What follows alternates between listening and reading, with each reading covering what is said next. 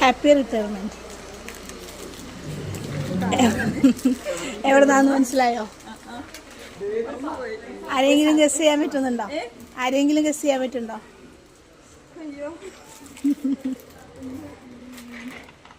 സ്കൂളിൽ നിന്നല്ല, പുറത്തുനിന്നാണ്. ഞാനൊരു മറുപടി പ്രസംഗത്തിലായിരുന്നു അതിന്റെ ഒരു എക്സൈറ്റ്മെന്റാണല്ലേ? ഓക്കെ, എന്തായാലും ഹാപ്പി റിട്ടയർമെന്റ് വിഷ് ചെയ്യാൻ പറഞ്ഞിട്ടുണ്ട്. റിട്ടയർമെന്റിന്റെ എക്സൈറ്റ്മെന്റ് നിൽക്കാണ് അല്ലേ? ആരായിരിക്കും? പുറത്തുനിന്നാണ്, അയർലൻഡിൽ നിന്നാണ്. മനസ്സിലായി. ചേച്ചിയുടെ മോളാ അഞ്ചു. അഞ്ചു അഞ്ചു ചേച്ചിയുടെ മക്കളാ. ചേച്ചിയുടെ മക്കളാ. സർപ്രൈസ് ആയി